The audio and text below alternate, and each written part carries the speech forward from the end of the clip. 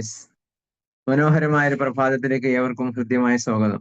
Sandbox ടെക്നോളജീസിന്റെ ഏറ്റവും മനോഹരമായ ഒരു കാലഘട്ടത്തിലേക്ക് നമ്മൾ പ്രവേശിക്കുകയാണ്. ഒരു പുതിയ കൾച്ചർ ഇവിടെ മുതൽ രൂപപ്പെടണം എന്ന് ആഗ്രഹിക്കുന്നു. അതിലൊന്നാമത്തേത്, കാലത്ത് നേരത്തെ ഈ പ്രോഗ്രാമിൽ നിങ്ങളും നിങ്ങളോടൊത്ത് അസോസിയേറ്റ് ചെയ്തവരും എത്തുക എന്നുള്ളതാണ്. രണ്ടാമത്തേത്, ഈ പ്ലാറ്റ്ഫോമിൽ ചിലവഴിക്കുന്ന 45 മിനിറ്റ് മൈൻഡ്ഫുൾനെസ്സോടുകൂടി നിങ്ങൾ ഇവിടെ തന്നെയാണ് എന്ന് ഉറപ്പുവരുത്തണം എന്നതാണ്. അതിന് വേണ്ടത് 2 കാര്യങ്ങളാണ്. ഒന്നാമത്തേത്, നിങ്ങൾ ലൈവാണ് എന്ന് നിങ്ങൾ ഉറപ്പുവരുത്തുക. രണ്ടാമത്തേത്, ഈ സമയത്ത് നിങ്ങൾ ചെയ്യേണ്ട പ്രധാനപ്പെട്ട ചില കർമ്മങ്ങൾ അത് ഇതിന് തൊട്ടു മുൻപോ ശേഷമോ ആൾട്ടർനേറ്റീവായി അറേഞ്ച് ചെയ്യാനുള്ള ഒരു ടൈം മാനേജ്മെന്റ് നിങ്ങൾ എടുക്കുക. കാരണം ഈ 45 മിനിറ്റ് 2025 അവസാനിക്കുമ്പോൾ നമ്മുടെ ബിസിനസ്സിൽ ഏറ്റവും പ്രധാനപ്പെട്ട ടേണിംഗ് പോയിന്റ് ആയിരിക്കും. നിങ്ങൾ ഒരു ദിവസം മീറ്റ് ചെയ്യുന്ന 5-10 കസ്റ്റമേഴ്സിനോടൊപ്പം നിങ്ങൾ ചിലവഴിക്കുന്ന സമയത്തേക്കാൾ പ്രധാനമാണ് പ്രഭാതത്തെ ഈ പ്ലാറ്റ്ഫോമിൽ നിങ്ങൾ എത്ര ശ്രദ്ധയോടുകൂടി കഴിയുന്നു എന്നുള്ളത്. സാൻഡ്ബോക്സിന്റെ ഈ പുതിയ വേൾഡിലേക്ക് എല്ലാവർക്കും ഹൃദ്യമായ സ്വാഗതം. ഇന്നലെ വീഡിയോയിൽ സംസാരിച്ചതുപോലെ എന്താണ് നമ്മുടെ കസ്റ്റമേഴ്സിനോട് നമ്മൾ സംസാരിക്കേണ്ടത് എന്നാണ് ഇന്നു മുതൽ നമ്മൾ തുടങ്ങുന്ന നമ്മുടെ ഡിസ്കഷൻ. നമ്മുടെ കസ്റ്റമേഴ്സിനോട് എന്തു സംസാരിക്കണം എന്നതിന് മുൻപ് നമ്മൾ ചില മുന്നൊരുക്കങ്ങൾക്ക് തയ്യാറാവേണ്ടതുണ്ട്. ആ മുന്നൊരുക്കങ്ങളെ കുറിച്ചാണ് ഇന്ന് സംസാരിക്കുന്നത്. ഒന്നാമത്തേത്, 3 മേഖലകളാണ് നമ്മൾ തയ്യാറെടുക്കേണ്ടത്. ഒന്നാമത്തേത്, കസ്റ്റമേഴ്സിന്റെ അടുക്കൽ മീറ്റ് ചെയ്യുന്നതിന് മുൻപ് നമ്മൾ മനസ്സിലാക്കേണ്ടുന്ന ചില ബോധ്യങ്ങൾ, ചില അവയർനെസ്സുകൾ, ചില ഇൻസൈറ്റുകൾ. അതാണ് ഒന്നാമത്തെ ഭാഗം. അതാണ് യഥാർത്ഥത്തിൽ ഏറ്റവും പ്രധാനമായത്. ഒരു ദിവസത്തെ കല്യാണത്തിന് വേണ്ടി 1 മാസം നമ്മൾ മുന്നൊരുക്കം നടത്തുന്നു. ഒരു ദിവസത്തെ കല്യാണത്തെക്കാൾ പ്രധാനം മുന്നൊരുക്കത്തിന്റെ നാളുകളും അതിന്റെ സമയങ്ങളുമാണ്. രണ്ടാമത്തേത്, ആരാണ് നമ്മുടെ കസ്റ്റമേഴ്സ് എന്ന് നമ്മൾ തിരിച്ചറിയുന്നതാണ്. മൂന്നാമത്തേത്, ആ കസ്റ്റമേഴ്സിനോട് നമ്മൾ എങ്ങനെ സംസാരിക്കുന്നു എന്ന് നമ്മൾ പഠിക്കലാണ്. നമ്മൾ ആദ്യം സംസാരിക്കുന്നത് നമുക്കുണ്ടാവേണ്ടുന്ന ഏറ്റവും പ്രധാനപ്പെട്ട അവയർനെസ്സിനെ കുറിച്ചാണ്, 5 ബോധ്യങ്ങളെ കുറിച്ചാണ് ഒന്നാമത് സംസാരിക്കുന്നത്.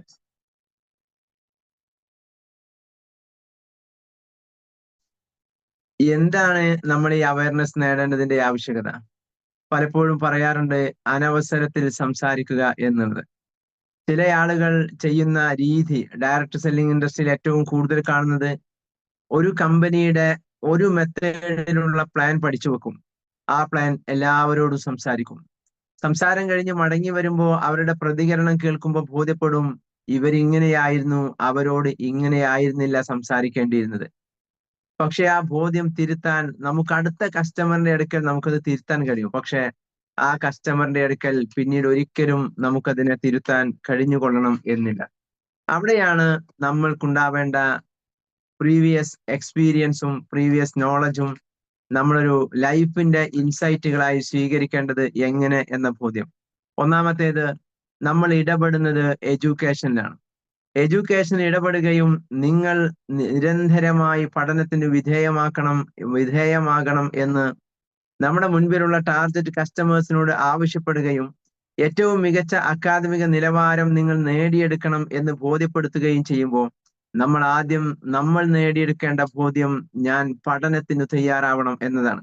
പലരോടും ഈ വിഷയം സംസാരിക്കുമ്പോൾ പറയാ, എന്തെങ്കിലുമൊക്കെ കേട്ടുപഠിച്ച് വായിച്ചു പഠിക്കുന്ന ഒരു കാലഘട്ടം 20-ാം വയസ്സിൽ അവസാനിച്ചതാണ്.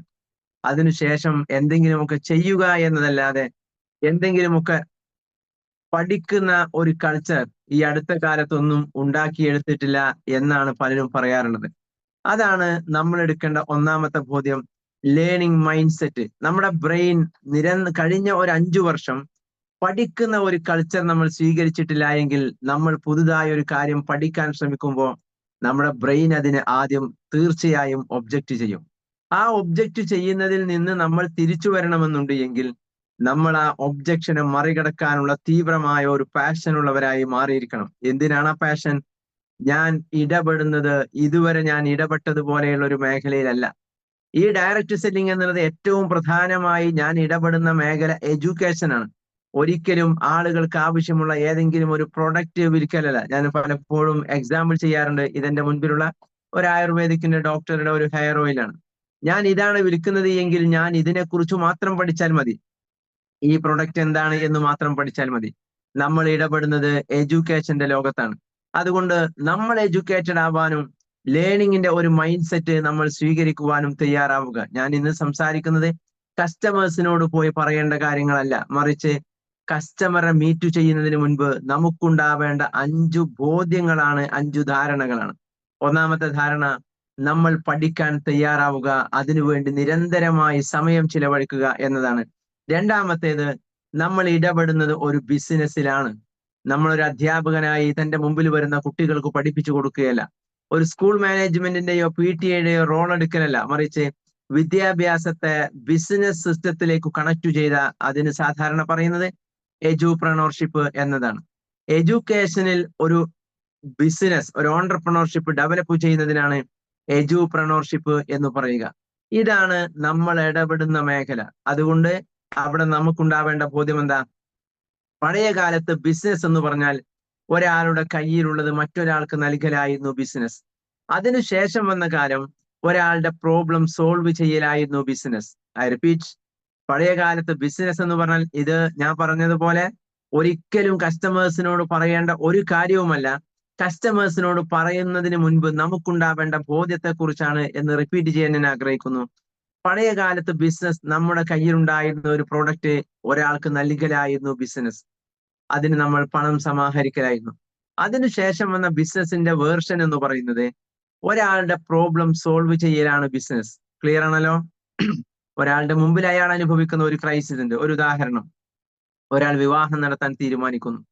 1500 ആളുകളെ വിളിക്കണം. വിളിക്കുന്ന ആളുകളെ മുഴുവൻ മാനേജ് ചെയ്യണം. അതിനുള്ള ഫുഡ് അറേഞ്ച്മെന്റ്. പഴയ കാലത്തൊക്കെ എന്തായാലും നമുക്കറിയാം, പന്തല് കെട്ടലും ഒരുങ്ങലും ഒരു മാസത്തെ മുന്നൊരുക്കമായിരുന്നു. ഇന്നോ ആദ്യം നമ്മൾ ഹോള് ബുക്ക് ചെയ്യുന്നു, എന്നിട്ടാണ് കല്യാണത്തിന്റെ തീയതി നിശ്ചയിക്കുന്നത്. Am I correct? രണ്ടാമതൊരു ഇവന്റ് മാനേജ്മെന്റ് ടീമിനെ നമ്മൾ ഏൽപ്പിക്കുന്നു. അവരാണ് ഈ കുടുംബനാഥന്റെ മുഴുവൻ പെയിനും ഏറ്റെടുക്കുന്നത്. ഇത് കറക്റ്റ്? നമ്മുടെ പെയിൻ മറ്റൊരാളുടെ ചുമലിൽ വെച്ചു കൊടുക്കലാണ് രണ്ടാമത്തെ ബിസിനസ്. ഒരാളുടെ പെയിൻ ഏറ്റെടുക്കലാണ് ബിസിനസ്. ഒരാളുടെ പെയിന് സൊല്യൂഷൻ കാണലാണ് ബിസിനസ്. എന്നാൽ ഇന്നത്തെ കാലത്തെ ബിസിനസ് ഒരാൾക്കൊരു പ്രൊഡക്റ്റ് വിൽക്കലല്ല, ഒരാളുടെ പെയിൻ സൊല്യൂഷൻ കൊടുക്കലല്ല, മറിച്ച് ഒരാൾ എടുക്കുന്ന പ്രോബ്ലം സോൾവിങ്ങിനെ വളരെ ഈസിയായ മെത്തേഡിലൂടെ, ഈസിയായ പ്രോസസ്സിലൂടെ അതിനെ പൂർത്തീകരിക്കലാണ്. ഒരു ഉദാഹരണം, എനിക്ക് കോഴിക്കോട് ഒരാൾക്ക് ഒരു സാധനം കൊടുക്കണം. നമ്മൾ എന്താ പഴയ കാലത്ത് ചെയ്തിരുന്നത്? ഞാൻ അതുമായി പോകുന്നു, അയാൾ അവിടെ വെയിറ്റ് ചെയ്യുന്നു, അല്ലെങ്കിൽ അയാൾ പറയുന്നൊരിടത്ത് അത് കൊടുത്ത് നമ്മൾ തിരിച്ചു വരുന്നു. 2 ദിവസം കഴിയുമ്പോൾ അയാൾ പറയുന്നു, ഓ എനിക്ക് ആ സാധനം കിട്ടി. Is it correct or not? ഇന്നെന്താ, എന്റെ ലൊക്കേഷനിൽ വന്ന് അത് എടുത്തു കൊണ്ടുപോകുന്ന ഒരു ലോജിസ്റ്റിക്സ് ടീം ഇവിടെ ഡെവലപ്പ് ചെയ്യപ്പെട്ടു. എന്തേ കാരണം? നമ്മുടെ പ്രോബ്ലത്തെ സോൾവ് ചെയ്യുന്നു എന്നതാണ്. നമ്മുടെ പ്രശ്നത്തെ പരിഹരിക്കുന്ന ഒരു സിസ്റ്റം, ആ പ്രോബ്ലം സോൾവ് ചെയ്യുന്നതിന്റെ മെത്തേഡ് ഈസി ആക്കുന്ന ഒരു സിസ്റ്റം, അതാണ് ഇന്നത്തെ കാലത്തെ ബിസിനസ്. ഇതിനൊക്കെ സാൻഡ് ബോക്സിന്റെ പ്രൊജക്റ്റുമായി ബന്ധമുള്ളത് കൊണ്ടാണ് നമ്മൾ ആമുഖമായി ഈ വിഷയം ഇവിടെ സംസാരിക്കുന്നത്. ഒന്നാമത്തെ കാര്യം, നമ്മൾ പഠനത്തിന് തയ്യാറാവുക എന്നതാണ്. രണ്ടാമത്തേത്, ഏറ്റവും സിമ്പിളായി ഒരാളുടെ പ്രോബ്ലം പരിഹരിക്കലാണ്. അക്ഷരാർത്ഥത്തിൽ മാട്രിക്സ് എന്ത് എന്ന് ചോദിച്ചാൽ മാത്സിന്റെ പഠനം ഏറ്റവും ഈസിയായി പരിഹരിക്കലാണ്. കോൺസെപ്റ്റ് ഓറിയന്റഡ് ആയ അധ്യാപകരും ഈവനിങ് കോച്ചിങ്ങുകളും നടത്തുന്നത് പോലെയുള്ള ആ കോൺസെപ്റ്റിനെ ഡീറ്റെയിൽഡ് ആയി പ്രാക്ടീസ് ചെയ്ത് പഠിപ്പിക്കുന്ന മെത്തേഡ് അല്ല നമ്മുടേത്, മറിച്ച് ഏറ്റവും ഷോർട്ട് വേയിലൂടെ അതിന്റെ ഉത്തരം ഒരു കുട്ടിക്ക് കണ്ടെത്താൻ സഹായിക്കുന്ന പാറ്റേൺ ആണ് നമ്മൾ മാട്രിക്സിനകത്ത് സ്വീകരിക്കുന്നത്. ഇന്നലെ ഗ്രൂപ്പിൽ ഓൾറെഡി ഷെയർ ചെയ്ത ലിങ്ക് കണ്ടവർക്ക് അതറിയാം. എങ്ങനെയാണ് ഏറ്റവും സിമ്പിൾ ആയ മെത്തേഡിലൂടെ അതിന് ഉത്തരം കണ്ടെത്താൻ കഴിയുക എന്നത്. അതുകൊണ്ട് ബിസിനസ് എന്ന് പറഞ്ഞാൽ പുതിയ കാലത്ത് ഒരാളുടെ പ്രശ്നങ്ങളെ ഈസിയായി എങ്ങനെ പരിഹരിക്കാം എന്ന് നോക്കലാണ്. മൂന്നാമത്തേത് നമ്മൾ നോക്കേണ്ടത്, നമ്മുടെ മുൻപിലുള്ള ടാർഗറ്റ് കസ്റ്റമേഴ്സിന്റെ നീഡ് എന്താണ്, എന്തിനാണ് അവർ നമ്മളിൽ നിന്ന് ഒരു പ്രോഡക്റ്റ് പർച്ചേസ് ചെയ്യുന്നത് എന്നതിനെ കുറിച്ച് നമുക്ക് ബോധ്യമുണ്ടാവണം. പ്രസന്റേഷനിൽ പറയേണ്ട കാര്യങ്ങളല്ല, മറിച്ച് നമ്മുടെ മുൻപിൽ വരുന്ന ഒരു ടാർഗറ്റ് കസ്റ്റമർ, ഇതാണ് നമ്മുടെ ഏറ്റവും വലിയ ഓപ്പർച്യൂണിറ്റി എന്ന് പറഞ്ഞത്. നമ്മുടെ ലോഞ്ചിങ് ഇവന്റിൽ ഞാൻ സംസാരിച്ചിരുന്നു. ഇമോഷണൽ സെല്ലിംഗ് ആണ് പുതിയ കാലത്തെ സെയിൽസിന്റെ ഏറ്റവും വലിയ പാറ്റേൺ. ഹലോ, ഇമോഷണൽ സെല്ലിംഗ് ആണ്, വൈകാരികമായ ഒരു നിലവാരത്തിലേക്ക് ഒരു കസ്റ്റമറിനെ ടാർഗറ്റ് ചെയ്യലാണ് ബിസിനസ്സിലെ ഏറ്റവും സിമ്പിൾ പോസിബിൾ ആയ മെത്തേഡ്. എങ്ങനെയാണ് ഇമോഷണൽ സെല്ലിങ്ങിലേക്ക് അവരെ നമുക്ക് കൊണ്ടുപോകാൻ കഴിയുക? ഒരു മനുഷ്യൻ ഒരു കാര്യം, ഒരു സർവീസോ ഒരു പ്രൊഡക്റ്റോ പർച്ചേസ് ചെയ്യണമെങ്കിൽ 4 കാരണം ഉണ്ടായിരിക്കണം. ഒന്നാമത്തെ കാരണം, അത് എമർജൻസി പ്രോഡക്റ്റ് ആയിരിക്കണം. എന്റെ ഫോണിൽ ചാർജ് കയറുന്നില്ല, യെസ്, എനിക്കൊരു ചാർജർ എമർജൻസിയാണ്. Yes or no? ഞാൻ ബ്രേക്ക്ഫാസ്റ്റ് കഴിക്കുന്നതിനേക്കാൾ എനിക്ക് എമർജൻസിയാണ് ഇന്ന് എനിക്ക് ചാർജർ കിട്ടുക എന്നത്. അവിടെ ഞാൻ ആഗ്രഹിക്കുന്ന ഒരു മോഡലോ ഉദ്ദേശിച്ച ഒരു കമ്പനി ഒന്നും ഞാൻ അവിടെ വെയിറ്റ് ചെയ്തോന്നില്ല. ഇന്ന് എനിക്ക് അതേ അവൈലബിൾ ഉള്ളൂ, മിക്കവാറും ഞാനത് മേടിച്ചിരിക്കും. That is the need of emergency. അതാണ് എമർജൻസി പ്രോഡക്റ്റിന്റെ പ്രത്യേകത. 10ാം ക്ലാസ് പരീക്ഷ ചെയ്യുന്ന ഒരു വിദ്യാർത്ഥിയുടെ രക്ഷിതാവിനെ സംബന്ധിച്ചിടത്തോളവും മാത്സിൽ പ്രതിസന്ധി അനുഭവിക്കുന്ന ഒരു പരീക്ഷാർത്ഥിയെ സംബന്ധിച്ചിടത്തോളവും മാട്രിക്സ് എന്നുള്ളത് എന്താണ് എന്ന് നമ്മൾ ആലോചിച്ചാൽ അതിന്റെ ഉത്തരം കിട്ടും. അപ്പോ ഒന്നാമത്തേത്, ഒരാൾ ഒരു പ്രോഡക്റ്റ് പർച്ചേസ് ചെയ്യാനുള്ള കാരണം അത് എമർജൻസി പ്രോഡക്റ്റ് ആണോ എന്നുള്ളതാണ്. രണ്ടാമത്തേത്, ഒരാൾ പ്രൊഡക്റ്റ് പർച്ചേസ് ചെയ്യാനുള്ള കാരണം അത് ഒരു നീഡി പ്രോഡക്റ്റ് ആണോ എന്നുള്ളതാണ്. നാളെ എനിക്കൊരു ഫംഗ്ഷന് പങ്കെടുക്കാനുണ്ട്, എനിക്കതിന് നല്ലൊരു ഡ്രസ്സ് ധരിക്കാനില്ല, ഇന്നൊരു ഷർട്ട് മേടിക്കുക എന്നത് എന്റെ മുൻപിലുള്ള ഒരു നീഡാണ്. അതെനിക്ക് അടുത്തയാഴ്ച പുതിയ മോഡൽ വരാനുണ്ട് എന്ന് പറഞ്ഞാൽ ഇറ്റ് ഈസ് നോട്ട് പ്രാക്ടിക്കൽ. എനിക്കത് ഇന്ന് കിട്ടിയേ പറ്റൂ, കാരണം നാളത്തെ ഫംഗ്ഷന് പങ്കെടുക്കാനുള്ളതാണ്. ക്ലിയർ ആണല്ലോ? ഒന്നാമത്തേത് എമർജൻസി പ്രോഡക്റ്റ് ആണ്, രണ്ടാമത്തേത് നീഡി പ്രോഡക്റ്റ് ആണ്. മൂന്നാമത്തേത് ഓപ്ഷണൽ ആണ്. എന്താണ് ഓപ്ഷണൽ എന്ന് പറഞ്ഞാൽ? വാണ്ടഡ്. എനിക്കൊരു നല്ല ഷൂ മേടിക്കണം, അടുത്ത മാസവും ആവാം, അതിനൊരു ചാൻസ് അവിടെ മാറ്റിവെക്കാനുള്ള ഒരു ഓപ്ഷൻ അവിടെ മുൻപിൽ കിടക്കുന്നുണ്ട്. ക്ലിയർ ആണല്ലോ? അതാണ് വാണ്ടഡ് ഓർ ഓപ്ഷണൽ പ്രോഡക്റ്റ്. നമ്മൾ സാൻഡ് ബോക്സിന്റെ പ്രൊഡക്റ്റിലേക്കാണ് ഈ 4 കാറ്റഗറി പറയുമ്പോൾ നമ്മുടെ മനസ്സിലുണ്ടാവേണ്ടത്. ഇതൊന്നും കസ്റ്റമേഴ്സിനോട് പറയേണ്ടതല്ല, കസ്റ്റമർ ഇതിൽ ഏതാണ് എന്ന് മനസ്സിലാക്കിയിട്ട് വേണം നമ്മൾ അവരോട് സംസാരിക്കാൻ. ക്ലിയർ അല്ലേ ബൈജു സാർ, മമ്മൂട്ടി സാർ? അതുകൊണ്ടാണ് ഇത് സംസാരിക്കുന്നത്. കസ്റ്റമർ ഏതു റേഞ്ചിലാണ് എന്ന് അറിഞ്ഞിട്ട് വേണം. സാധാരണ മലയാളത്തിൽ പറയുന്ന ഒരു പ്രയോഗം ഉണ്ടല്ലോ, പാത്രം അറിഞ്ഞിട്ട് വേണം വിളമ്പാൻ എന്നുള്ളതാണ്. അത് സെയിൽസിലെ, മാർക്കറ്റിങ്ങിലെ, പ്രസന്റേഷനിലെ ഏറ്റവും പ്രധാനപ്പെട്ട ഒരു ഫണ്ടമെന്റൽ തിയറിയാണ്. പാത്രം അറിഞ്ഞിട്ട് വേണം വിളമ്പാൻ എന്നുള്ളത്. മൂന്നാമത്തേത് വാണ്ടഡ് ആണ് ഓർ ഓപ്ഷണൽ ആണ്. ചില ആളുകളെ സംബന്ധിച്ചിടത്തോളം നമ്മുടെ പ്രോഡക്റ്റ് ഓപ്ഷണൽ ആണ്. നമ്മ കറക്റ്റ്? നാലാമത്തെ കാറ്റഗറി എന്നുള്ളത് പ്രസ്റ്റീജിയസ് പ്രോഡക്റ്റ് ആണ്. പ്രസ്റ്റീജിയസ് പ്രോഡക്റ്റ് ആണ്. ഒരു എക്സാമ്പിൾ പറയുന്നതാണ്. ഇത് ഒരു കോർഡ്ലെസ് മൈക്കാണ് ഞാൻ ഉപയോഗിക്കുന്ന ഒരു സാധനം. ഇതിന്റെ ബാക്കില് മാഗ്നറ്റ് മെത്തേഡ് ആണ് ഒരു 2 മാസം മുമ്പ് വരെ ഉണ്ടായിരുന്ന മെത്തേഡ്. ഇപ്പൊ അത് മാറി. 2025 അതിന്റെ മാഗ്നറ്റ് ഇല്ലാത്ത ഒരു ന്യൂ മോഡ് വന്നു. അപ്പോ ബ്ലോഗേഴ്സ് മുഴുവൻ ഇത് 15,000 രൂപയുടെ പ്രോഡക്റ്റ് അവരുടെ കയ്യിലുണ്ടായിട്ടും അവർ പുതിയത് വാങ്ങി. ഒറ്റ കാരണമേ ഉള്ളൂ. എന്താ വാങ്ങാൻ കാരണം? അവർ അഡ്വാൻസ്ഡ് ആണ് എന്ന് അറിയാൻ അവർ ഇത് മാറിയിട്ട് പുതിയത് അവരുടെ ഡ്രസ്സിൽ സ്റ്റിക്ക് ചെയ്തേ പറ്റൂ. ക്ലിയർ ആണല്ലോ? It is A part of prestigious. എന്തുകൊണ്ട് നിങ്ങൾ ആ മൊബൈൽ വാങ്ങിയത്? അത് 15 Pro ഇറങ്ങി, ഇനി ഞാൻ 14 നടന്നാൽ അതെന്റെ മാർക്കറ്റിന്, എന്റെ ബ്രാൻഡിന്റെ വാല്യൂ ഇടിയാനുള്ള കാരണമാണ്. ഹലോ, ഈ ഒരൊറ്റ കാരണം കൊണ്ട് മാത്രമാണ് ആ കമ്പനി ആ മൊബൈലിന്റെ പുതിയ മോഡൽ ഇറക്കുന്നതിന്റെ 3 മാസം മുൻപ് തന്നെ അതിന്റെ ലോഞ്ചിങ് അനൗൺസ് ചെയ്യാനുള്ള കാരണം എന്താ? 14 Pro ഉപയോഗിക്കുന്നവന്റെ മനസ്സിൽ എങ്ങനെങ്കിലും 14ഉം 15ഉം നമ്മളെ കാറ്റഗറി വ്യത്യാസം ബോധ്യപ്പെടുത്തിയിട്ട് ഞാൻ ഇതിൽ സാറ്റിസ്ഫൈഡ് അല്ല എന്ന് അവനെ ബോധ്യപ്പെടുത്താൻ 90 days സമയമെടുക്കും ഒരാൾക്ക്. ജിയോ സിം ഇറങ്ങിയപ്പോ 3 മാസമാണ് അവർ ആ സിമ്മില് നെറ്റ് ഫ്രീ ആയിട്ട് കൊടുത്തത്. അത് കഴിഞ്ഞപ്പോഴേക്ക് ഇന്ത്യക്കാർ ആ കൾച്ചറിനോട് സെറ്റായി 91ാമത്തെ ദിവസം അവർ 249 രൂപ വാങ്ങി. ഹലോ, പ്രസ്റ്റീജിയസ് എന്ന് പറയുന്നത് ഇതൊരു അഭിമാന പ്രശ്നമാണ്. ഇനി നോക്കുക, ഒരു രക്ഷിതാവിന് തന്റെ കുട്ടിക്ക് ഫുൾ A+ കിട്ടുക എന്നുള്ളത് വാണ്ടഡ് ആണോ, എമർജൻസി ആണോ, പ്രസ്റ്റീജിയസ് ആണോ? ഒരേ സമയത്ത് അത് എമർജൻസിയാണ്. കാരണം അത് അവന്റെ ലൈഫിൽ ഏറ്റവും പ്രധാനപ്പെട്ട ഒരു ടേണിംഗ് ആണ്. അവിടെയാണ് ഇതിന്റെ പ്രൈസിനെ കുറിച്ച് നമ്മൾ ചിന്തിക്കേണ്ടത്. ഒരാളൊരു പ്രൈസ് നോക്കുക. എന്റെ ഫാദർ വീണു, കാലൊടിഞ്ഞു, ഫോർ എക്സാമ്പിൾ. വീൽ ചെയർ വാങ്ങണം. വീൽ ചെയറിനൊക്കെ 5500 രൂപ. തൽക്കാലം ഫാദർ വീൽ ചെയർ ഇല്ലാതെ നടക്കട്ടെ എന്ന് ആരും നിശ്ചയിക്കൂല. കാരണം ഇറ്റ്സ് ആൻ എമർജൻസി പ്രോഡക്റ്റ്. അതാണ് എമർജൻസി പ്രോഡക്റ്റുകളുടെ പ്രത്യേകത. അവിടെ പ്രൈസ് മാനദണ്ഡമല്ല. പ്രസ്റ്റീജിയസ് പ്രോഡക്റ്റുകളുടെ പ്രത്യേകത എന്താ? അവിടെയും പ്രൈസ് മാനദണ്ഡമല്ല. കാരണം ഈ വില കൂടി ഇത് വാങ്ങി 1,50,000 രൂപയുടെ മൊബൈൽ വാങ്ങുന്നത് ഫോൺ ചെയ്യാനല്ല. അതിന് 4,500 രൂപയുടെ നോക്കിയയുടെ സെറ്റ് മതി. ഇത് എന്തിനാ വാങ്ങുന്നത്? ഞാൻ ഇതാണ് ഉപയോഗിക്കുന്നത്, ഞാൻ അതിന് 1,50,000 കൊടുത്തു എന്ന് മറ്റുള്ളവരെ കാണിക്കാനാണ്. Yes or no? കാണിക്കാൻ വേണ്ടി കൂടിയാണ്. അതാണ് പ്രസ്റ്റീജിയസ്. ഇനി നമ്മൾ ഇവിടെ നോക്കേണ്ടത് മാട്രിക്സ് എന്നുള്ളത് ഒരേ സമയം ചില പ്രോഡക്റ്റുകൾക്ക് ഏതെങ്കിലും ഒരു കാറ്റഗറൈസേഷൻ മാത്രമേ കിട്ടൂ. മാട്രിക്സ് എന്നുള്ളത് ഒരേ സമയം എമർജൻസിയാണ്, അതേസമയം അത് നീഡാണ്, അതേസമയം അത് ഓപ്ഷണൽ ആണ് ചിലരെ സംബന്ധിച്ച്. ദെൻ ദ ഫോർത്ത് വൺ, അതൊരു പ്രസ്റ്റീജിയസ് ആണ്. എന്റെ കുട്ടിക്ക് 9A+ കിട്ടിയോ എന്നതിനേക്കാൾ പ്രധാനം എന്റെ കസിൻസിന്റെ മക്കൾക്ക്, എന്റെ അയൽവാസികൾക്ക്, നിയറസ്റ്റിന്, റിലേറ്റീവ്സിന്, ഫ്രണ്ട്സിന്റെ മക്കൾക്ക് അതിനേക്കാൾ മാർക്ക് കിട്ടിയോ എന്നതാണ് പ്രശ്നം. ഹലോ, 10ാം ക്ലാസ്സിൽ ഫുൾ A+ കിട്ടിയ ഒരു കുട്ടി അത് 30 പേരോടാണ് പറയുന്നത് എങ്കിൽ ആ കുട്ടിയുടെ രക്ഷിതാവ് അത് 300 പേരോട് പറഞ്ഞിട്ടുണ്ടായിരിക്കും. കാരണം അതൊരു പ്രസ്റ്റീജിയസ് ആണ്, അതൊരു സ്റ്റാറ്റസ് ആണ്. അവിടെയാണ് നമ്മൾ നമ്മുടെ പ്രോഡക്റ്റിനെ എങ്ങനെ സെല്ല് ചെയ്യണം എന്ന് തീരുമാനിക്കേണ്ടത്. അവിടെയാണ് നമ്മൾ ഇമോഷണൽ സെല്ലിങ്ങിനെ കണക്ട് ചെയ്യേണ്ടത്. ക്ലിയർ ആണല്ലോ? ഒന്നാമത്തെ കാര്യം, നമ്മൾ പഠിക്കാൻ തയ്യാറാവുക. ഇത് അതിനുള്ള ഏറ്റവും മനോഹരമായ ഒരു പ്ലാറ്റ്ഫോമാണ്.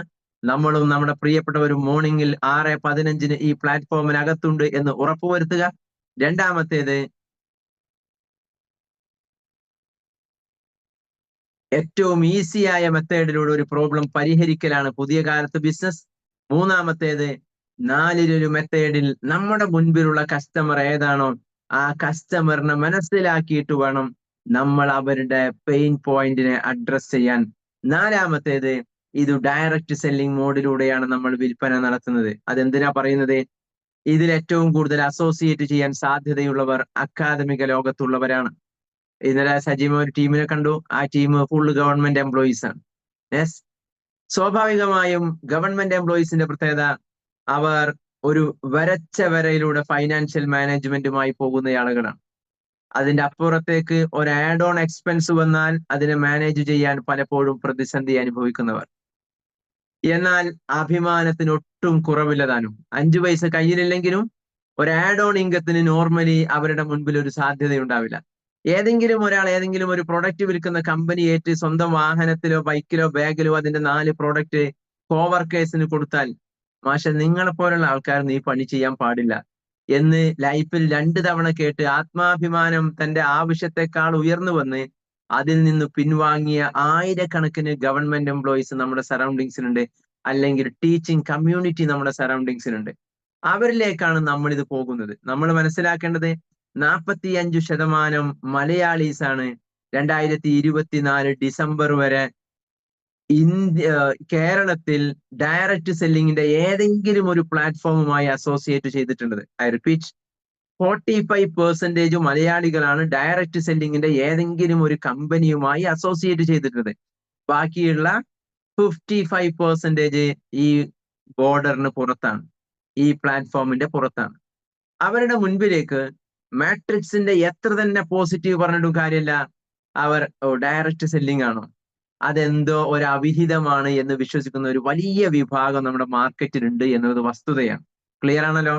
ഈ ധാരണ നമുക്ക് വേണം. അതുകൊണ്ട് തന്നെ അക്കാദമിക ലോകത്തുള്ളവരോട് ഞാൻ നമ്മുടെ ഇപ്പൊ അസോസിയേറ്റ് ചെയ്തൊരു വ്യക്തി, അദ്ദേഹത്തോട് ആദ്യം 3 പേര് ഇതിന്റെ പ്ലാൻ തൃശ്ശൂർ വെച്ച് സംസാരിച്ചപ്പോൾ അദ്ദേഹം പറഞ്ഞത്, ആ പ്ലാനൊക്കെ ഞാൻ കേട്ടു, ആ പ്രൊഡക്റ്റിനെ കുറിച്ച് കേട്ടു, അതൊക്കെ സംഭവമാണ്. ഒരു മാത്സിന്റെ അധ്യാപകനാണ്, ആളെ പേര് ഞാൻ ഇപ്പൊ പറയുന്നില്ല. പക്ഷെ അവസാനം അയാൾ കുറച്ച് കോടികളുടെ കണക്ക് പറഞ്ഞു.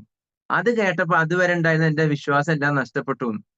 ഹലോ, അവസാനം അദ്ദേഹം കുറച്ച് കോടികളുടെ കണക്ക് പറഞ്ഞു. അത് കേട്ടപ്പോ എന്റെ അതുവരെ ഉണ്ടായിരുന്ന കോൺഫിഡൻസ് നഷ്ടപ്പെട്ടു എന്നുള്ളത്. ഡയറക്റ്റ് സെല്ലിങ്ങിന്റെ ഒരു കൾച്ചറും അതിന്റെ ഒരു സിസ്റ്റവും ഇതിന്റെ ഒരു ഡ്രീം ലെവലും മനസ്സിലാക്കാത്ത ഒരാളോട് നമ്മൾ റഫറൽ ഇൻകം മാത്രമേ അസോസിയേറ്റ് ചെയ്യാൻ വേണ്ടി സംസാരിക്കാവൂ. It is my personal opinion. Referral income മാത്രമേ നമ്മൾ അവരോട് പേഴ്സണലി സംസാരിക്കാവൂ. ഞാൻ ഇന്നലെ ഒരു അധ്യാപകനോട് സംസാരിച്ചു, വേറൊരു വിഷയം ഒക്കെ പറഞ്ഞപ്പോൾ ഞാൻ അദ്ദേഹത്തോട് പറഞ്ഞു, ഇങ്ങനെ ഒരു ഓപ്ഷൻ ഉണ്ട്, ഞാൻ അതിൽ അസോസിയേറ്റ് ചെയ്തിട്ടുണ്ട്. ഒരു ആളെ റെഫർ ചെയ്താൽ നിങ്ങൾക്ക് 500 രൂപ കിട്ടും. നിങ്ങളുടെ സെന്ററിൽ 200ഓളം കുട്ടികളുണ്ട്. അദ്ദേഹം ഒരു കോച്ചിങ് സെന്റർ നടത്തുന്നയാളാണ്. അതിന്റെ ക്രൈസിസ് നെക്സ്റ്റ് ഇയറിലേക്ക് എങ്ങനെ അത് പ്രോഫിറ്റബിൾ ആക്കണം എന്ന വിഷയം ഡിസ്കഷൻ ചെയ്യാൻ വേണ്ടിയാണ് എന്റെ അടുക്കൽ വന്നത്. ഞാൻ പറഞ്ഞ അവിടെ കണക്ട് ചെയ്യുന്ന വിദ്യാർത്ഥികളോട് നിങ്ങൾ ഈ ഒരു പാറ്റേൺ ആഡ് ഓൺ പ്രൊഡക്റ്റ് ആയിട്ട് നിങ്ങൾ പറഞ്ഞാൽ 10,000 രൂപയുടെ ഈ പ്രോഡക്റ്റ് 5,000 രൂപക്ക് കിട്ടുന്ന ഈ ഒരു സിസ്റ്റം ഇപ്പോഴാണെങ്കിൽ 4,000 കിട്ടുന്ന ഒരു സിസ്റ്റം നിങ്ങൾ ആഡ് ഓൺ ആയിട്ട് പറഞ്ഞാൽ തീർച്ചയായും നിങ്ങൾക്കത് വലിയ അഡ്വാൻറ്റേജ് ആയിരിക്കും. 100 കുട്ടികൾ അസോസിയേറ്റ് ചെയ്താൽ നിങ്ങൾക്ക് കിട്ടുന്ന ഒരു ഇൻകം, പിന്നീട് കിട്ടുന്ന ബെനിഫിറ്റ് അതിനെ കുറിച്ചൊന്നും ഞാനിപ്പോ സംസാരിക്കുന്നില്ല. പക്ഷേ റെഫറൽ എമൗണ്ട് മാത്രം നിങ്ങൾക്ക് ഈ വെക്കേഷനിൽ ആഡിനുള്ള പണം ഫുൾ ആയിട്ട് കിട്ടും എന്ന് പറഞ്ഞപ്പോൾ അദ്ദേഹം നമുക്ക് അതിനെക്കുറിച്ച് ഡീറ്റെയിൽ സംസാരിക്കാം എന്ന് ഫോണിൽ എന്നോട് പറഞ്ഞു. ക്ലിയർ ആണല്ലോ? ഡയറക്റ്റ് സെല്ലിംഗ് ആണ് നമ്മൾ ഇടപെടുന്നത്. അതിന്റെ ഒരു കൾച്ചർ അറിയുന്ന ഒരു വിഭാഗമുണ്ട്. ആ കൾച്ചർ അറിയുന്ന ഒരു വിഭാഗത്തിന് പ്രൊഡക്റ്റ് വേണമെന്ന് യാതൊരു നിർബന്ധം ഉണ്ടായിരിക്കില്ല. നിങ്ങൾ നോക്കൂ, ഡയറക്റ്റ് സെല്ലിങ്ങിന്റെ നെറ്റ്വർക്കിംഗ് കൾച്ചറിലെ ആളുകള് ഈ പ്ലാറ്റ്ഫോമിൽ അസോസിയേറ്റ് ചെയ്ത് 90 ഡേയ്സ് ആയാലും ചിലപ്പോൾ അവർ പ്രൊഡക്റ്റ് തന്നെ ഡൗൺലോഡ് ചെയ്തിട്ടുണ്ടായിരിക്കില്ല, പർച്ചേസ് ചെയ്തിട്ടുണ്ടായിരിക്കില്ല. ആകെ അവർ ഇത് ഓപ്പൺ ആക്കുന്നത് മറ്റൊരാൾക്ക് ഇത് കാണിച്ചു കൊടുക്കാൻ വേണ്ടിയാണ്. ലൈഫിൽ ഒരിക്കലും ഉപയോഗിക്കാൻ വേണ്ടിയോ തന്റെ മക്കൾക്ക് പഠിക്കാൻ വേണ്ടിയിട്ടോ അല്ല. ഹലോ? കാരണം അവർ ഫോക്കസ് ചെയ്യുന്നത് ഈ പ്രൊഡക്റ്റിനെയല്ല, ഈ സിസ്റ്റത്തെയാണ്. എന്നാൽ വലിയൊരു വിഭാഗം നമ്മുടെ മാർക്കറ്റിലുള്ളത് അവർ ഫോക്കസ് ചെയ്യുന്ന ഈ പ്രൊഡക്റ്റിനെയാണ്. അവിടെ ഒരിക്കലും ഡയറക്റ്റ് സെല്ലിംഗ് അല്ല സ്റ്റാർട്ടിങ്. എന്നാൽ അവരെ നമുക്ക് പതിയെ അതിലേക്ക് കൊണ്ടുവരാം, നോ ഇഷ്യൂ. ഡയറക്റ്റ് സെല്ലിങ്ങിന്റെ കൾച്ചർ ഉള്ളവരെയും മനസ്സിലാക്കിയവരെയും നെറ്റ്വർക്കിംഗ് സിസ്റ്റം മനസ്സിലാക്കിയവരെയും ഈസി ആയിട്ട് നമുക്ക് ആ പ്ലാൻ പറയുകയും ചെയ്യാം. ആരോടും ഡയറക്റ്റ് സെല്ലിംഗ് ആണ് എന്ന് പറയരുത് എന്നല്ല ഞാൻ പറഞ്ഞതിനർത്ഥം. 2025 മുതൽ പ്രസ്റ്റീജിയസോടുകൂടി ഞാനൊരു ഡയറക്റ്റ് സെല്ലിംഗ് നെറ്റ്വർക്കർ ആണ് എന്ന് പറയുന്നതിന് ആത്മാഭിമാനമുള്ള ഒരു കാലത്താണ് നമ്മൾ ജീവിക്കുന്നത്. ഇതുവരെ അങ്ങനെയൊക്കെയാണ് എങ്കിലും പലരും എത്രയോ ആളുകളുടെ പ്ലാറ്റ്ഫോമിലും മെസ്സേജുകളൊക്കെ കാണും, ഇത് നെറ്റ്വർക്കിംഗ് ആണ് എന്ന് ഒരിക്കലും അവരെ എത്ര നിർബന്ധിച്ചാലും പറയില്ല. അങ്ങനെയല്ല, അത് അമേരിക്കൻ ബേസ്ഡ് ഒരു കമ്പനിയാണ്. അതെന്താ? അത് നമ്മളതിലെ റഫറൽ പാർട്ണറാണ്. വളഞ്ഞ് വളഞ്ഞ് വളഞ്ഞ് സംസാരിച്ച് ഒരിക്കലും ഇതിന്റെ പാറ്റേൺ പറയാത്ത ആളുകൾ. എന്നാൽ ആത്മാഭിമാനത്തോടുകൂടി ഡയറക്റ്റ് സെല്ലിംഗ് ഇൻഡസ്ട്രിയെ ലോകത്ത് അവതരിപ്പിക്കാൻ പറ്റുന്ന ഒരു കാലത്താണ് നമ്മൾ ജീവിക്കുന്നത്. എന്നാലും ഡയറക്റ്റ് സെല്ലിങ്ങിന്റെ കൾച്ചർ അറിയാത്ത ഒരു 55% ആളുകളോട് റഫറൽ ഇൻകം ത്രൂ സംസാരിക്കുന്നതാണ് ഏറ്റവും ഗുണകരം. ഇത് നമ്മൾ സംസാരിക്കേണ്ടതല്ല, നമുക്കുണ്ടാവേണ്ട മൂന്നാമത്തെ അവയർനെസ് ആണ്. ദെൻ ദ ഫോർത്ത് വൺ, നിങ്ങൾ ഒരു പ്രോഡക്റ്റ് വിൽക്കുന്ന കമ്പനിയിൽ അസോസിയേറ്റ് ചെയ്തതുപോലെയല്ല എത്രയോ ആളുകൾ, ഞാനടക്കം പല പ്ലാറ്റ്ഫോമിലും വർക്ക് ചെയ്ത ആളുകളാണ്. അതുപോലെയല്ല നമ്മൾ ഇപ്പോൾ വിൽക്കുന്ന ഡിജിറ്റൽ പ്രോജക്റ്റ്, ഡിജിറ്റൽ പ്രോഡക്റ്റ്. കാരണം ഇത് ടാർഗറ്റ് കസ്റ്റമേഴ്സ് ആരാണ്? ഒന്നെങ്കിൽ സ്റ്റുഡൻസ് ആണ്, അല്ലെങ്കിൽ കോമ്പറ്റേറ്റീവ് എക്സാമിനേഷൻ എഴുതുന്ന റെഗുലർ സ്റ്റുഡൻസ് അല്ലാത്ത വിദ്യാർത്ഥികളാണ്. ക്ലിയർ ആണല്ലോ? എന്ന് പറഞ്ഞാൽ അറൌണ്ട് 10 മുതൽ അല്ലെങ്കിൽ 8 വയസ്സ് മുതൽ ഒരു 20-30 വയസ്സ് വരെയുള്ള കാലത്തുള്ള ആളുകളാണ് അക്ഷരാർത്ഥത്തിൽ നമ്മുടെ ടാർഗറ്റ് കസ്റ്റമേഴ്സ്. ക്ലിയർ?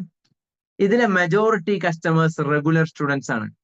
5th മുതൽ ഡിഗ്രി വരെ പഠിക്കുന്ന സ്റ്റുഡൻസ് ആണ് ഇതിന്റെ മെജോറിറ്റി കസ്റ്റമേഴ്സ്. അവർ കസ്റ്റമേഴ്സ് അല്ല, കൺസ്യൂമേഴ്സ് ആണ്. എന്താണ് കസ്റ്റമറും കൺസ്യൂമറും നമ്മുടെ വ്യത്യാസം? കസ്റ്റമർ ഒരു പ്രോഡക്റ്റിന് പണം കൊടുത്ത് അത് വാങ്ങുന്നവരാണ് കസ്റ്റമർ. ക്ലിയർ ആണല്ലോ? ഇതെന്റെ മകളുടെ ബോക്സ് ആണ്. ഇത് ഞാൻ 100 രൂപ കൊടുത്ത് വാങ്ങി. ഞാനാണ് ഇതിന്റെ കസ്റ്റമർ. ഇതിന്റെ കൺസ്യൂമർ 7 വയസ്സുകാരിയായ മകളാണ്. ഞാനൊന്ന് എടുത്തു, അപ്പൊ അവൾക്ക് ഇഷ്ടപ്പെട്ടില്ല, അവൾ അത് മാറ്റി, അവൾക്ക് ഇഷ്ടപ്പെട്ടത് എടുത്തു. ക്ലിയർ? സിമ്പിൾ. ഒന്ന് കസ്റ്റമർ ആണ്, മറ്റൊന്ന് കൺസ്യൂമർ ആണ്. നമ്മുടെ പ്രോഡക്റ്റ് നമ്മൾ ആരെ ഫോക്കസ് ചെയ്യണം? കസ്റ്റമറെ ഫോക്കസ് ചെയ്യണോ, കൺസ്യൂമറെ ഫോക്കസ് ചെയ്യണോ? രണ്ടു കൂട്ടരെയും സാറ്റിസ്ഫൈ ചെയ്യിപ്പിക്കാൻ നമുക്ക് സാധിക്കണം. നമ്മുടെ പ്രോഡക്റ്റിന്റെ ഉപയോക്താക്കളും അതിന് വില നൽകുന്നവരും 2 വിഭാഗമാണ്. ക്ലിയർ ആണല്ലോ? ഏറ്റവും കൂടുതൽ സെയിൽസ് ക്ലോസ് ആവാൻ ഏറ്റവും നല്ല സാധ്യത, നിങ്ങളൊരു വീട്ടിൽ പോയിട്ടാണ് ഇതിന്റെ പ്ലാൻ കൊടുക്കുന്നതെങ്കിൽ അവിടെയുള്ള മക്കളെ നിങ്ങൾ അതിന്റെ കൂടെ ആ പ്രസന്റേഷൻ കേൾക്കാൻ ജോയിൻ ചെയ്യിപ്പിക്കണം. അവന്റെ മുൻപിൽ അവൻ അനുഭവിക്കുന്ന ഒരു ക്രൈസിസിനുള്ള സൊല്യൂഷൻ ഇതാണ് എന്ന് പാരന്റ്സിന്റെ മുമ്പിൽ അവനെ കൊണ്ട് സമ്മതിപ്പിക്കണം. കാരണം നമ്മൾ പോന്നതിന് ശേഷം ആ പാരന്റ് ആ കുട്ടിയോട് അത് പറഞ്ഞാൽ നമ്മൾ പറഞ്ഞതുപോലെ ആ കുട്ടിയെ കൺവിൻസ് ചെയ്യിപ്പിക്കാൻ ഒരിക്കലും ആ രക്ഷിതാവിന് സാധ്യമല്ല. ക്ലിയർ ആണല്ലോ? അതാണ് നമുക്കുണ്ടാവേണ്ട അഞ്ചാമത്തെ ബോധ്യം. നമ്മൾ മീറ്റ് ചെയ്യുന്നത് അതിന്റെ കസ്റ്റമറെ ആയിരിക്കാം, പക്ഷെ അതിന്റെ റിയൽ ഉപഭോക്താവ് അതിന്റെ കൺസ്യൂമർ ആണ്. ഈ കൺസ്യൂമറും കസ്റ്റമറും രണ്ടാകുന്ന കാറ്റഗറി, കൺസ്യൂമറും കസ്റ്റമറും ഒന്നാകുന്ന കാറ്റഗറിയേക്കാൾ വളരെ ഡിഫറെന്റ് ആണ്. ആ ഡിഫറൻസ് മനസ്സിലാക്കിയിട്ട് വേണം നമ്മൾ നമ്മുടെ മുൻപിലുള്ള ഒരു കസ്റ്റമറിന്റെ അടുക്കലേക്ക് നമ്മൾ പ്രസന്റേഷനുമായി മുന്നോട്ട് ചെല്ലാൻ. ഒന്നാമത്തെ പാർട്ട് അവിടെ അവസാനിക്കുന്നു. ഒന്നാമത്തെ പാർട്ട് ഇതാണ്. നമുക്കുണ്ടാവേണ്ട ബോധ്യങ്ങൾ 5 ബോധ്യങ്ങളാണ് നമുക്കുണ്ടാവേണ്ടത്. ആ 5 ബോധ്യം നമ്മുടെ ഉള്ളിൽ ഉണ്ടാവണം, പറയേണ്ടതല്ല. ഇതൊന്നും ഒരു കസ്റ്റമറോട് സംസാരിക്കേണ്ടതല്ല. ക്ലിയർ ആണല്ലോ? ഈ 5 ബോധ്യങ്ങൾ നമ്മുടെ മുൻപിൽ ഉണ്ടായിരിക്കുക. രണ്ടാമത്തെ കാര്യം, മൂന്നാമത്തേതേ എന്തു പറയണമെന്ന വിഷയത്തിലേക്ക് നമ്മൾ വരുന്നുള്ളൂ. അതിന്ന് പറയും എന്ന് ഞാൻ പ്രതീക്ഷിക്കുന്നുമില്ല. ഒന്നാമത്തെ കാര്യം നമ്മുടെ ബോധ്യമാണ്. രണ്ടാമത്തേത് ഈ ബോധ്യത്തിൽ നിന്ന് നമ്മൾ ആരെ മീറ്റ് ചെയ്യണം എന്നതാണ്. Who is the target audience? നമ്മൾ ആരെയാണ് അഡ്രസ് ചെയ്യേണ്ടത്? സാൻഡ്ബോക്സ് ടെക്നോളജീസിന്റെ ബിസിനസ് പ്ലാൻ നമ്മൾ ഡെവലപ്പ് ചെയ്തു, ക്രിയേറ്റ് ചെയ്തു, അതിനെക്കുറിച്ച് ബോധ്യപ്പെട്ടു. അതിനുശേഷം ഇതിലുണ്ടായിരുന്ന ഏറ്റവും പ്രധാനപ്പെട്ട ഒരു ചർച്ച, നമ്മൾ ടാർഗറ്റ് കസ്റ്റമേഴ്സിനെ സ്പെസിഫൈ ചെയ്തിരിക്കണം. ആ ടാർഗറ്റ് കസ്റ്റമേഴ്സിനെ സ്പെസിഫൈ ചെയ്യുമ്പോൾ അവിടെ നമുക്ക് അതിനനുസരിച്ചുള്ള പ്ലാനാണ് ഉണ്ടാക്കേണ്ടത്. ക്ലിയർ ആണല്ലോ? അതിനനുസരിച്ചുള്ള പ്ലാനാണ് ഉണ്ടാക്കേണ്ടത്. കോഴിക്കോട് ബീച്ചിലേക്ക് ആളുകൾ വരിക എന്നത് അവരുടെ ടാർഗറ്റാണ്. അതുകൊണ്ട് അവിടെ ഒരിക്കലും പാർക്കിംഗ് അറേഞ്ച്മെന്റ് ഗവൺമെന്റ് ഒരുക്കുന്നില്ല. എവിടെയാണോ പാർക്കിംഗ് ഉള്ളത് അവരവിടെ പാർക്ക് ചെയ്ത് അങ്ങോട്ട് നടക്കും. ഹലോ, ഒരു സ്ഥലത്ത് ചായയും വടയും മാത്രം കിട്ടുന്ന സ്പെഷ്യൽ ഷോപ്പാണ്. കോഴിക്കോട് റെയിൽവേന്ന് 100 മീറ്റർ നടന്നാൽ ഒരു ഷോപ്പ് കാണാം. 4 പേർക്ക് നിൽക്കാനുള്ള സ്ഥലമേ ഉള്ളൂ. 4 കസ്റ്റമേഴ്സിനല്ല, 4 അവിടുത്തെ ജോലിക്കാർക്ക് നിൽക്കാനുള്ള സ്ഥലമേ ഉള്ളൂ. അവിടെ ഒരു ദിവസം ഏറ്റവും മിനിമം 2000-ലധികം ചായ വിൽപ്പന നടക്കുന്നുണ്ട്. ഒരേ സമയം 20-30 കസ്റ്റമർ. ഒരാൾക്ക് റോട്ടിൽ നിന്ന് ആളുകൾ വാങ്ങുന്നു, അതിന്റെ സ്നാക്സ് റോട്ടിൽ നിന്ന് കഴിക്കുന്നു, പൈസ കൊടുക്കുന്നു, പോകുന്നു. ആ പോയിന്റിലേക്ക് അവരെ എത്തിക്കുക എന്നത് മാത്രമാണ് അവരുടെ ടാർഗറ്റ്. അതിനനുസരിച്ചാണ് അവരവരുടെ ബിസിനസ് സിസ്റ്റം ഡെവലപ്പ് ചെയ്തത്. നമ്മുടെ മുൻപിലുള്ള ടാർഗറ്റ് ഓഡിയൻസ് 6 വിഭാഗമാണ്. ഹലോ, നിങ്ങൾ നോട്ട് ചെയ്യുക. നമ്മുടെ മുൻപിലുള്ള ടാർഗറ്റ് ഓഡിയൻസ് 6 വിഭാഗമാണ്. ഈ 6 വിഭാഗത്തോടും നമ്മൾ ബിസിനസ് പറയേണ്ടത് 6 രീതിയിലാണ്. ഈ 6 വിഭാഗത്തെയും നമ്മൾ അഡ്രസ് ചെയ്യേണ്ടത് 6 മെത്തേഡിലാണ്.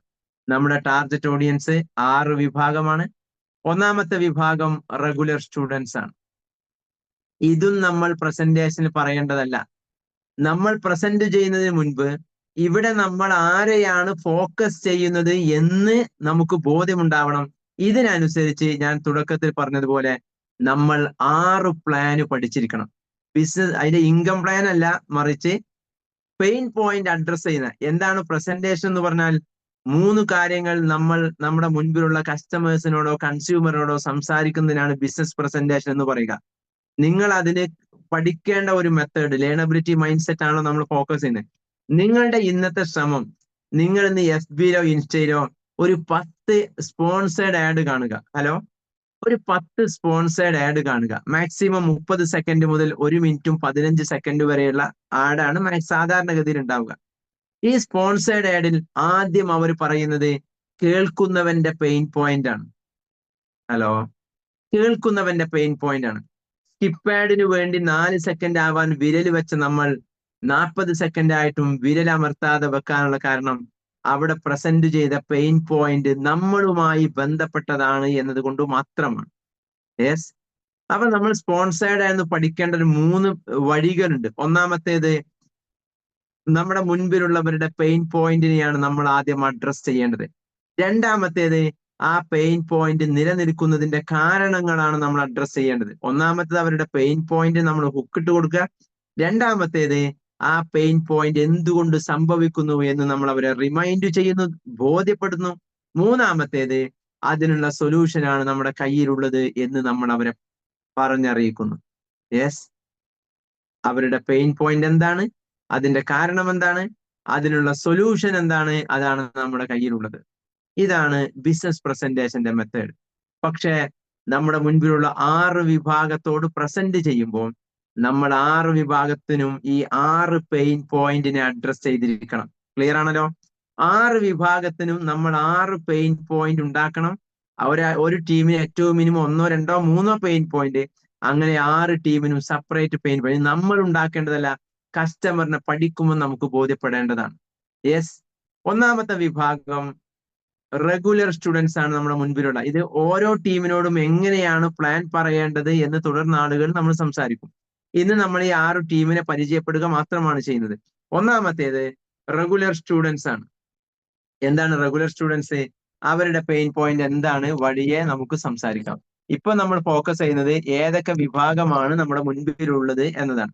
ഒന്നാമത്തേത് റെഗുലർ സ്റ്റുഡൻസ് ആണ്. നമ്മളുടെ ടാർഗറ്റ് കസ്റ്റമേഴ്സിലെ ഏറ്റവും പ്രൈം കസ്റ്റമേഴ്സ് റെഗുലർ സ്റ്റുഡൻസ് ആണ്. ക്ലിയർ? രണ്ടാമത്തേത് അവരുടെ പാരന്റ്സ് ആണ്. ഏത് പാരന്റ്സ്? 5ാം ക്ലാസ് മുതൽ +2 വരെ പഠിക്കുന്ന കുട്ടികളുടെ രക്ഷിതാക്കൾ എന്ന് പറഞ്ഞാൽ കേരളത്തിന്റെ മാത്രം സ്റ്റാറ്റസ് എടുത്തു നോക്കിയാൽ 5, 6, 7, 10, 8 വർഷം, 8 × 4 ഏകദേശം ഒരു 30 ലക്ഷത്തോളം രക്ഷിതാക്കൾ ഈ കാറ്റഗറിയിലാണ്. ഹലോ, 30 ലക്ഷത്തോളം രക്ഷിതാക്കൾ നമ്മുടെ മുൻപിൽ ഈ കാറ്റഗറിയിലുണ്ട്.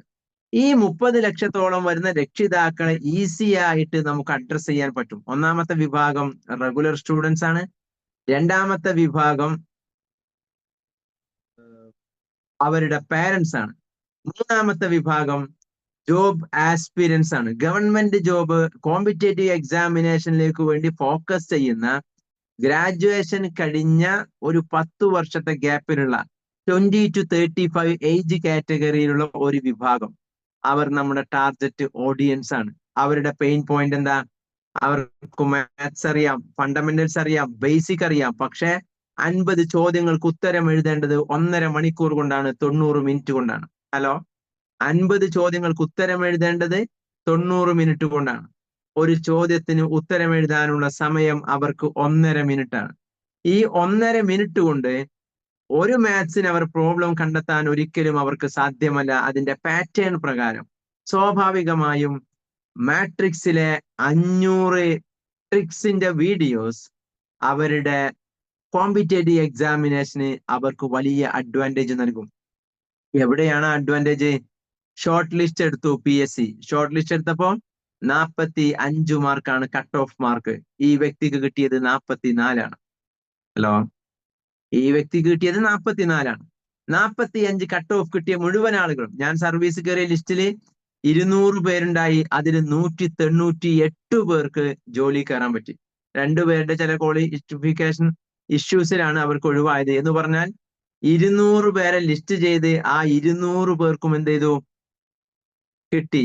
എന്റെ കൂടെ പഠിച്ചിരുന്ന ഒരു വ്യക്തിക്ക് കട്ട് ഓഫ് മാർക്കിൽ നിന്ന് 1 മാർക്കിന്റെ കുറവാണ് ഉണ്ടായിരുന്നത്. പിന്നെ അദ്ദേഹം ഏജ് ഔട്ടായി, അദ്ദേഹത്തിന് സർവീസ് കയറാൻ പറ്റിയില്ല. ക്ലിയർ ആണല്ലോ? അതാണ് ജോബ് ആസ്പിരൻസിന് നമ്മുടെ മുമ്പിലുള്ള ടാർഗറ്റ്. അതാണ് നമ്മുടെ മൂന്നാമത്തെ ഒരു വിഭാഗം കസ്റ്റമേഴ്സ്. നാലാമത്തേത് നെറ്റ്വർക്കേഴ്സ് ആണ്. അതൊരു വലിയ വിഭാഗമാണ്.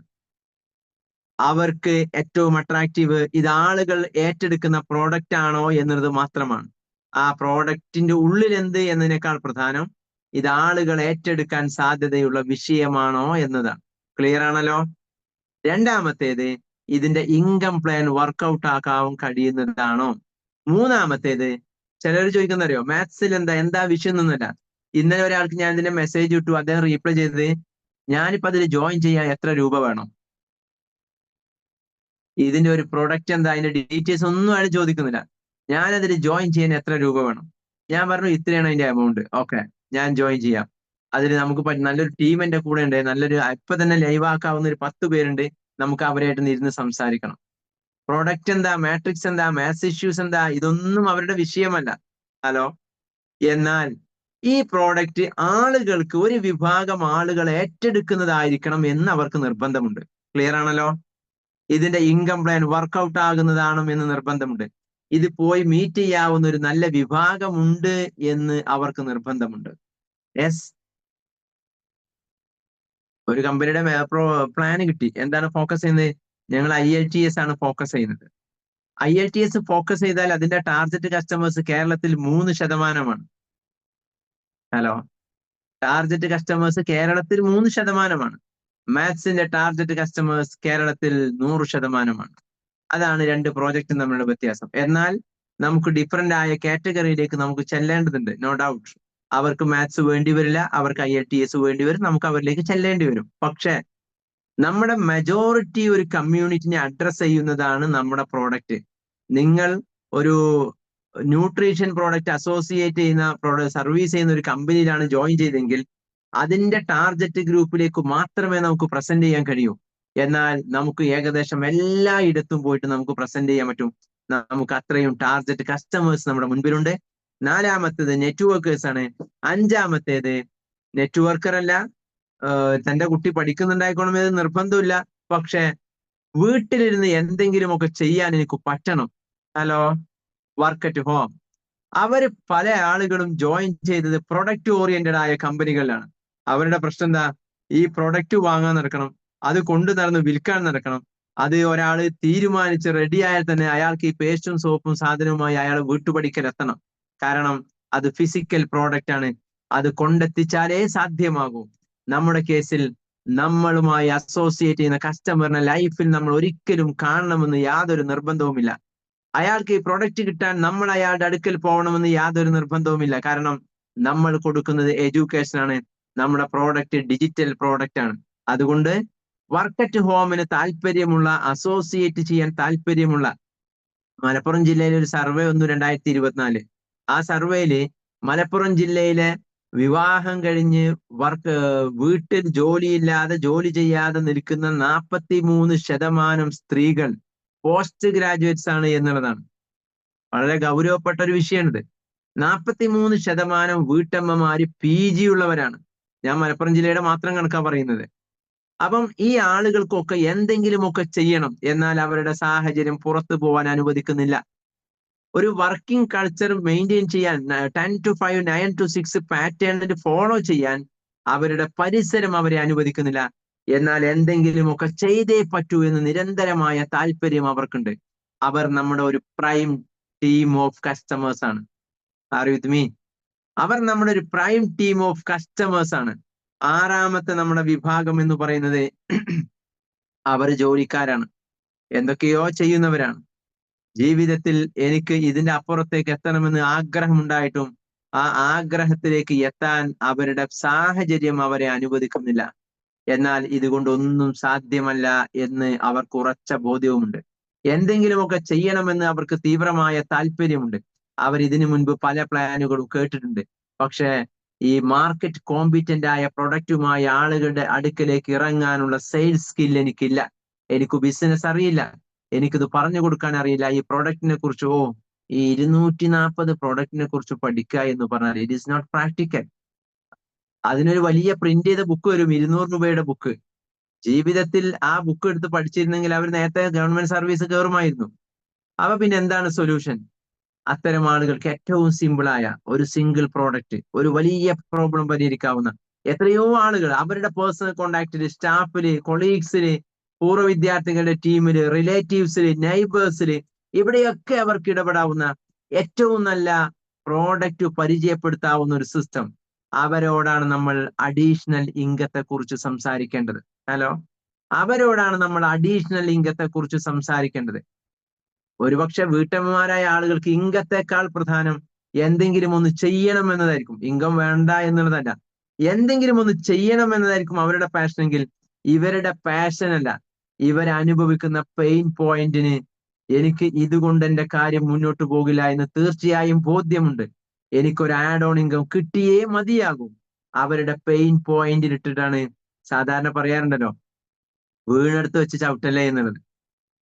അവരുടെ പെയിൻ പോയിന്റ് അതാണ്.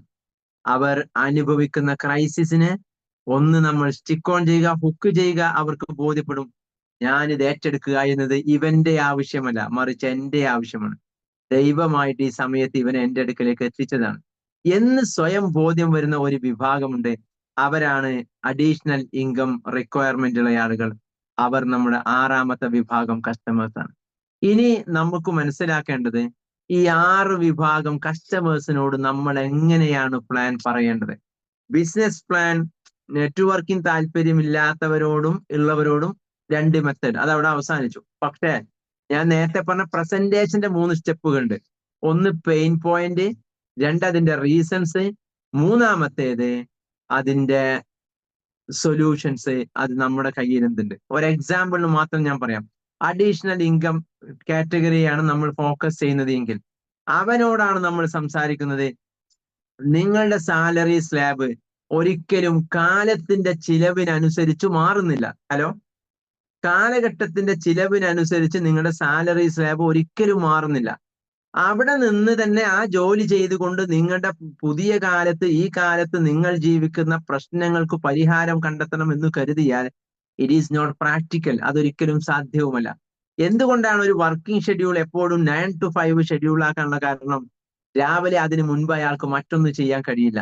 വൈകുന്നേരം അത് കഴിഞ്ഞാൽ മറ്റൊന്നിൽ എൻഗേജ് ചെയ്യാനുള്ള സമയവും അവർക്കില്ല. സത്യത്തിൽ അവരെ ലോക്കാക്കുന്നു. Employment is a professional slavery എന്ന് പണ്ട് പറഞ്ഞത് അതുകൊണ്ടാണ്. ജോലി എന്നുള്ളത് പ്രൊഫഷണലായ ഒരു അടിമത്തമാണ്. അതിനകത്ത് കെട്ടിക്കുടുങ്ങി കിടക്കുന്നവനെ അതിന്റെ കൂടെ ആഡ് ഓൺ ആയി ചെയ്യുവാൻ അവന്റെ ഉള്ളിലേക്ക് നമ്മൾ കൊടുക്കേണ്ടത് ഒരു ഓൺട്രപ്രണോറിയൽ മൈൻഡ് സെറ്റ് ആണ്. നീ ഒരു എംപ്ലോയി ആയി നിലനിൽക്കുന്ന സമയത്തും നിനക്ക് അതിന്റെ കൂടെ ഒരു ആഡ് ഓൺ ഇൻകത്തിന് വേണ്ടി ഒരു പാർട്ട് ടൈം ബിസിനസ്സുകാരനായി ജോയിൻ ചെയ്യാം. എന്താണ് ജോയിൻ ചെയ്യേണ്ടത്? ഞങ്ങളുടെ ബിസിനസ് ഫ്രാഞ്ചൈസി പാർട്ണർഷിപ്പ് ഉണ്ട്. എന്താണ് ഫ്രാഞ്ചൈസി? എജുപ്രണർഷിപ്പ്. നിങ്ങൾക്ക് ഇൻവെസ്റ്റ്മെന്റ് ഇല്ലാതെ നിങ്ങൾ ഇതിലെ ഒരു ആക്റ്റീവ് കസ്റ്റമർ ആകുന്നതിലൂടെ, നിങ്ങൾ ഇതിൽ സബ്സ്ക്രിപ്ഷൻ എടുക്കുന്നതിലൂടെ, അദ്ദേഹത്തിന്റെ മക്കളെ പഠനമൊന്നും അവിടെ നമ്മൾ ഹൈലൈറ്റ് ചെയ്യുന്നില്ല. നിങ്ങൾ ഇതിൽ സബ്സ്ക്രിപ്ഷൻ 5000 രൂപക്ക് സബ്സ്ക്രിപ്ഷൻ എടുക്കുന്നതിലൂടെ നിങ്ങൾക്ക് ഞങ്ങളുടെ ഫ്രാഞ്ചൈസി പാർട്ണർ ആവാം. ഫോർ എക്സാമ്പിൾ, അബ്രോഡ് എഡ്യൂക്കേഷൻ ചെയ്യുന്ന വലിയ കമ്പനികൾ 1 ലക്ഷം രൂപ കൊടുത്ത് ഫ്രാഞ്ചൈസി വിൽക്കും. ആർക്കാ വിൽക്കുന്നത്? കുട്ടികളെ കണക്ട് ചെയ്ത് വിദേശത്തേക്ക് കൊണ്ടുപോകാൻ താല്പര്യമുള്ള ഫ്രാഞ്ചൈസിക്കാരെ. ആ ഫ്രാഞ്ചൈസി കിട്ടാൻ അവർ 1 ലക്ഷം കൊടുക്കണം. പിന്നെയോ ബിസിനസ് അവർ സ്വയം ഉണ്ടാക്കണം. അതിന് ആളുകൾ നമ്മുടെ മാർക്കറ്റിൽ 1 ലക്ഷം ഫ്രാഞ്ചൈസി പാർട്ണർഷിപ്പ് എമൗണ്ട് കൊടുക്കുന്നുണ്ട്. ഇവിടെ നിങ്ങൾ ഈ ബിസിനസ് ചെയ്യാൻ, നിങ്ങൾ ഫ്രാഞ്ചൈസി പാർട്ണർ ആവാൻ നിങ്ങൾ നൽകേണ്ടത് 5000 രൂപയാണ്. 5000 രൂപക്ക് നിങ്ങൾ ഫ്രാഞ്ചൈസി പാർട്ണർഷിപ്പ് എടുത്താൽ നിങ്ങൾക്ക് എത്ര കുട്ടികളെയും കണക്ട് ചെയ്യാം. സ്കൂളുകള്, സെന്ററുകള്, ഫാമിലിയില്, റിലേറ്റീവ്സില്, നൈബേഴ്സില്, എവിടെ നിന്നൊക്കെയാണ് നിങ്ങൾക്ക് കണക്ട് ചെയ്യാൻ പറ്റുന്നത്.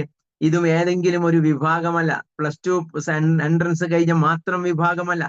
5 മുതൽ 12 വയസ്സ് വരെ കഴിഞ്ഞ ഏകദേശം ഒരു 70 ലക്ഷം വിദ്യാർത്ഥികൾ വരുന്ന വലിയ ഒരു കാറ്റഗറിയാണ് നമ്മുടെ മുൻപിൽ കേരളക്കരയിൽ മാത്രമുള്ളത്. ഈ കാറ്റഗറി വരുന്ന വിദ്യാർത്ഥികളിലേക്ക് വളരെ ഭംഗിയായി നമുക്കിത് പ്രസന്റ് ചെയ്യാൻ കഴിയും. ഇത് എങ്ങനെ? 6 കാറ്റഗറിയോട് നമ്മൾ നടത്തേണ്ട ബിസിനസ് പ്രസന്റേഷന്റെ പെയിൻ പോയിന്റ് എന്താണ്? അതിന്റെ റീസൺസ് എങ്ങനെയാണ് അവരെ കൺവിൻസ് ചെയ്യിപ്പിക്കുക? അത് എങ്ങനെയാണ് അവരിൽ ക്ലോസ് ചെയ്യിപ്പിക്കുക? ഞാൻ പറഞ്ഞ 3 പോയിന്റ്സ്. ഒന്ന് പെയിൻ പോയിന്റ്, അതിന്റെ റീസൺസ്, അതിന്റെ സൊല്യൂഷൻസ്. മറ്റൊരു ഭാഷയിൽ പറഞ്ഞാൽ പ്രസന്റേഷന്, കൺവിൻസിങ്, ക്ലോസിങ്. ക്ലിയർ ആണല്ലോ? ഇതിനെയാണ് വരും നാളുകൾ നമ്മൾ സംസാരിക്കുന്നത്. 6 വിഭാഗം കസ്റ്റമേഴ്സിന് മുമ്പിലുള്ള പ്രസന്റേഷൻ എന്താണ്, കൺവിൻസിങ് പോയിന്റ് എന്താണ്, ക്ലോസിംഗ് പോയിന്റ് എന്താണ്. വരും നാളുകളിൽ നമുക്ക് ആ വിഷയം തുടർന്ന് ചർച്ച ചെയ്യാം. Thank you. ഇന്ന് ഒരുപാട് ആളുകൾ ഈ പ്ലാറ്റ്ഫോമിൽ കയറി. വളരെ സന്തോഷം. നമ്മുടെ കൂടെയുള്ളവർ കൂടെ വരുന്നുണ്ട്, ഒപ്പം ഓടുന്നുണ്ട് എന്ന് ഉറപ്പുവരുത്താൻ കഴിയലാണ് ഡയറക്റ്റ് സെല്ലിങ്ങിലെ ലീഡർഷിപ്പ് ക്വാളിറ്റി എന്ന് പറയുന്നത്. നമ്മുടെ കൂടെയുള്ളവർ നമുക്കുണ്ടാകുന്ന ബോധ്യം ഉണ്ടാക്കിയെടുക്കുന്നുണ്ട്. അവിടെ മാത്രമേ നമ്മുടെ ടീം എംപവർമെന്റ് ഉണ്ടാകൂ. ആ എംപവർമെന്റിന് നമുക്ക് എല്ലാവർക്കും സാധിക്കട്ടെ. Thank you, thank you, thank you all.